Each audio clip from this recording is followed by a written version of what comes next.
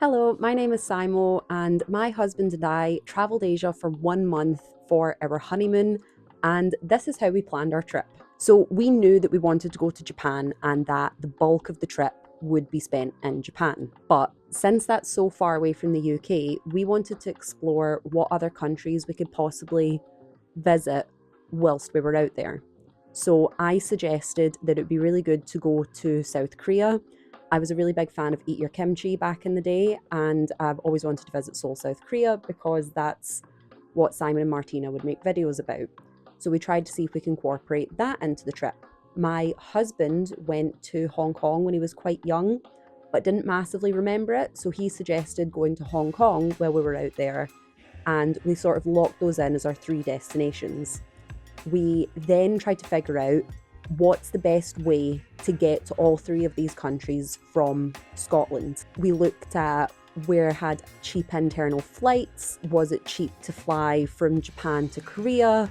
Was it better to go to Korea first, or Hong Kong first, or even Japan first? So we checked out all the different flights for the times of the year, different airlines, and that's how we decided on the route.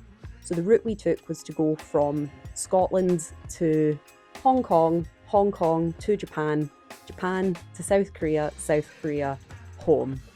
And that was how we planned the route. So for Hong Kong and South Korea, it was easier to pick where to go because we weren't there for that long. So basically we had one base and just had to look and see what we could do within that base. So again, we stayed in Hong Kong, and then when we were in South Korea, we stayed in Seoul. So we just looked at what we could do in and around Seoul. Easier. Japan was a different story because we were there for the bulk of our trip. So what I'd basically been doing is I'd been saving TikToks, YouTube videos, travel blogs for years, and made a bit of a bucket list of everything that I wanted to see and do in Japan. I plotted all of those onto a Google map and very quickly realised I would never be able to do absolutely everything on this list because, surprise, surprise, Japan is quite a big country. So what we did was we narrowed it down to absolute must-sees and must-dos on our first trip, and that's how we picked the route. So we started off in Hong Kong.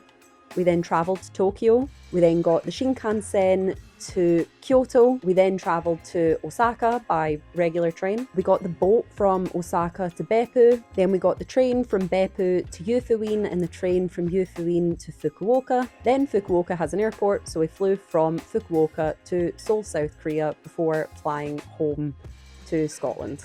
The other really important thing for deciding this route is we probably could have seen a lot more places, but we wanted to spend enough time in each location to really savour it and enjoy that place. Plus it was our honeymoon, so we didn't want to be too stressed by moving around too much. So that would be a piece of advice that I would give if you're planning a certain route.